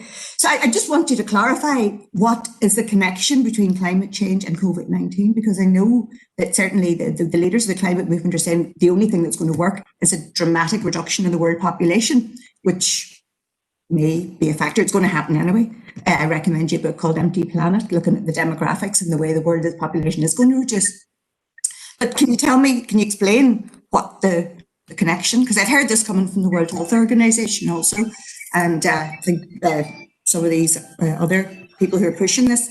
Okay, thanks very much. Okay, thank you very much, Helen, for your question. I suppose there's a few points there to pick up on. The first being in terms of climate change and climate science. We're very fortunate in Council to have very strong partnerships with University College Cork and who lead on and manage Climate Ireland and work with very eminent climate scientists. So in terms of the data, I very much look to the experts, the climate scientists, both within UCC and also within Climate NI and UK Met Office to support and provide the data. In terms of the connection with COVID, for us in Council, the connection to COVID is very much around our response. And that extends to our emergency planning, for instance. So how we have managed to continue to operate as a council in the face of the COVID pandemic, but also how that would then translate and the lessons we've learned from that to how we would respond, for instance, in a severe weather event or a climate change event. So that's the current learning that we're taking, and I'm working very closely with our emergency planning officer on that. And looking at, for instance, the resilience of our businesses and how our businesses can be resilient in times of crisis and emergency. In terms of the global pandemic and its effect on climate change, you're quite right. The reduction in carbon emissions aren't anything near what potentially was anticipated at the start of the global pandemic. We all felt that everyone would go into lockdown and we would see a huge reduction in carbon emissions. That hasn't happened because consumption is still, going back to what Una was talking about, consumption is still occurring. People are still buying things, albeit online. Industry is still going on, emissions are still happening. And that's really where we look to needing more transformational action as we emerge from COVID. And this is an opportunity to, as I said, do that better and change the way we do things. I've often heard it said that, if climate change isn't real, some people think it isn't, and we change the world and we create a better world for nothing, well then that's okay. Well, sorry, I'm not clear. Are you saying that the lockdown is a good thing and that that we stop all industry and stop all production and stop all the capitalist economy? Are you saying that's a good thing? Just really uncertain. No. Tourism, travel, all of these things. Is that a good thing? Not necessarily. Obviously, that's not a good thing for our economy, and obviously, it's not a good thing for people's mental health, our connection with our families, and we've all suffered in that regard, myself included. What I'm saying is that this is an opportunity for us to do things differently. Like what we're here today, We are having a virtual meeting. We are not all driving and getting into our cars. We are meeting here virtually. I have attended numerous conferences over the last number of months that traditionally I would have had to have been on a plane to attend. So we are doing things differently. It's also providing extra time at home with my child, which is great. And I'm still able to learn and connect with people on a global scale. Have we a mandate for change in the way the world works? I'm just asking that question. Where is this mandate coming from that we change fundamentally how we operate? And the other question I would ask is obviously about the global poor, who largely don't have access to clean water, electricity, much less Zoom meetings, and which obviously is a concern because Derry and Strabane District Council is a very wonderful place, but it's a big world out there. Thank you. Okay, David Ramsey has a question.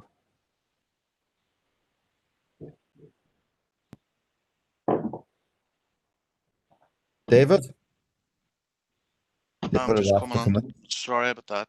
Yeah, well, it's not often I agree with Councillor McCluskey, but you see a lot of the stuff that she is saying here. I'm not going to pretend to be an expert, but I am very, very well educated in renewable energy, and I'm actually in the business. And what we need to be asking our government, both north, south, east, west, wherever, right? We need to be asking them, why are we so behind in the renewable industry? Why are we so reliant on fossil fuels whenever there's technologies out there for many, many years? And I mean, you go to Scandinavian countries, etc., and there's hardly any mention of any fossil fuels. So, the big thing for us, we can talk all we want. We can talk about all these different things that we're doing, which, let's face it, our council should be proud of themselves and how they are recycling and how they are reducing emissions. But renewable energy is something that we must concentrate on.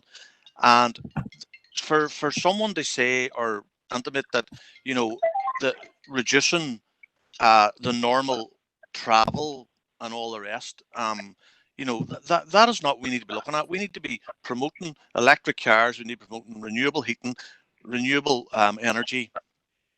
That is what we need to be looking at.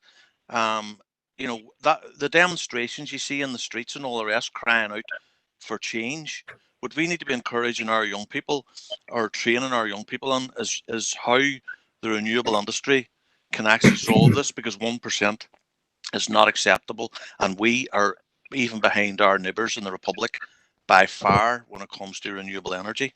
Thank you. Chair, if I could just comment on that. Yeah, you're absolutely right. In terms of the need to focus on a lot of things. So obviously I just mentioned travel. So I mentioned earlier as well our regional energy strategy that's being led by our I think I was lost in the sound. So our regional energy strategy currently being developed by my colleague Leo Strawbridge. Again, it's the first regional energy strategy. It's in Northern Ireland, and it's also ahead of the actual energy strategy that's currently being developed by the Department of the Economy, and they're looking to what Leo and we are doing in council in terms of our roadmap. And that regional energy strategy looks very much at obviously renewables. It looks at our transport. It looks at our homes and how we heat our homes. It looks at industry. So it looks at renewable energy and energy in the round and what we need to do. And it very clearly presents a roadmap for how we could get to net zero by 2045. The next step within that strategy is to look at the funding mechanisms needed to make that happen. And there's a lot of activity and a lot of work going on by ourselves and Donegal County Council to make that happen. But you're absolutely right. It's not just about transport.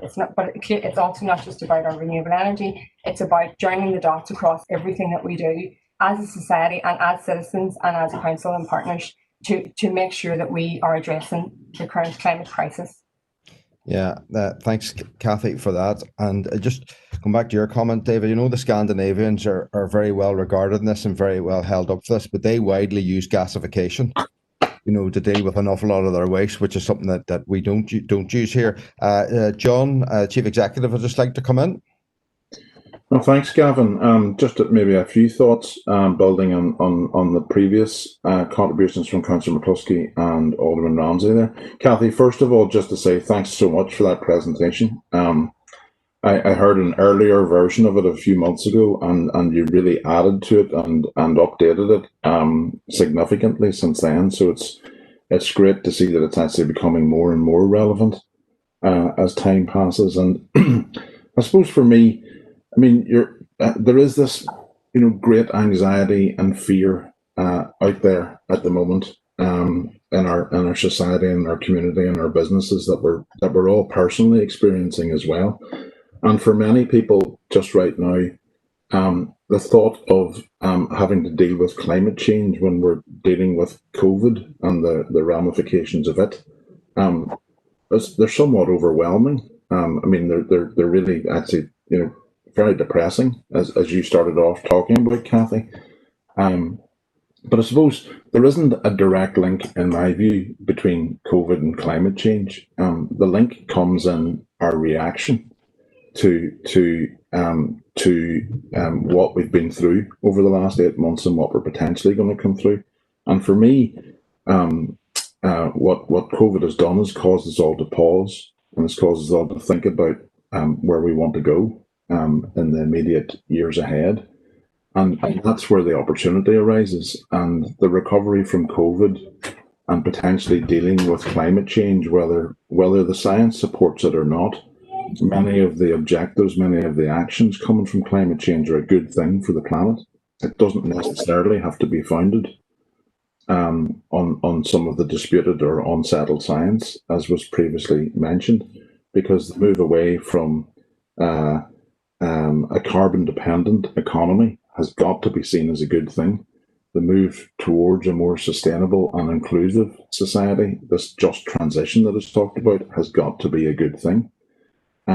And so, as we hopefully move out of COVID and begin to look at new opportunities in the future, surely to goodness, many of those opportunities must lie in looking at some of the things that will also mitigate against the worst excesses of climate change. And that's where I think we are hugely well placed in the city and district to avail those opportunities. So I don't actually see it as a message of doom and gloom. Kathy had already ended her presentation with a message of hope, and I think that's what it is, a message of hope and opportunity. An opportunity for our young people to get engaged in skills and jobs that currently don't exist in relation to low carbon energy, public transport, fueling of that, retrofitting homes, all of those issues that will contribute to that more sustainable future. I'm just seeing, and you probably saw yesterday, the results of a UK-wide survey that has actually put us at the top of a league table for once. A lot of background noise there again, so I hope you can still hear me. But put us at the top of a table for once. We're top of the table in Northern Ireland as one of the best places to work from home. We're fourth out of 160 cities across the UK. Again, citing things such as the quality of environment, the affordability of housing, our clean air, our green infrastructure, all of those things. So look, at this time of lack of hope and fear, I think moving the message about climate change and the actions that will helpfully mitigate against it into a proposition of opportunity is very much the space that we should and could be in. And I think that very much does dovetail into the emerging conversations coming from the recovery of COVID. And by extension, I think many of the things that we're collectively already working in across this city council area can only propel the attractiveness of our proposition.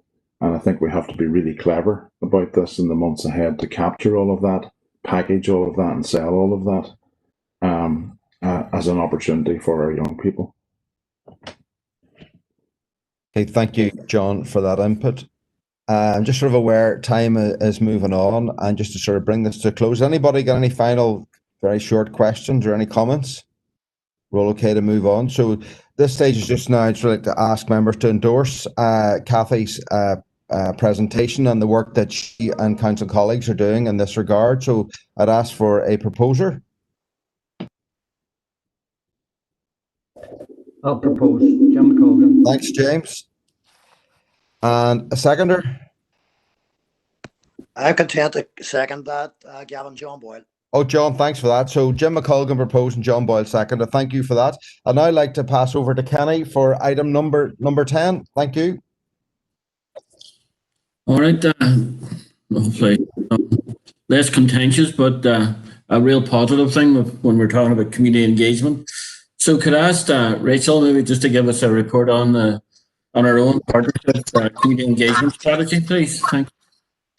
Thanks, Chair. And just quickly, given the time, we're two hours now online, and in the spirit of well-being, I'll just move quickly to the recommendation. A lot of the partners around the table here have been involved in the development of this community engagement strategy. It's been funded by the Carnegie UK Trust with support from Community Places. It's a lovely piece of work, and the plan or the strategy itself is in your pack. So, in short, at co-chairs, I'm asking that members endorse the strategy and commit to the models of engagement detailed in the strategy. Thank you, co-chairs. They are quite a positive one. All right. So I'm just asking for, again, recommendations, or has anybody got anything to add to that? I think it's coming to the stage where everybody just wants to go forward. So is there anybody people to endorse a recommendation to community engagement strategy attached and adopt approach and models of engagement detailed as with models of best practice for all future community engagement in relation to strategic growth and local area growth plans going forward? Is there two proposer and seconder for that, please? I'll propose. All right. Seconder. I'll propose. Thank you. All right then, so I think it goes now to the Mayor. So thank you. Thank you, Kenny. Members, item number 11 is for information. I intend, in the interest of time, to take that as read, unless anyone has any particular issue that they wish to discuss on it.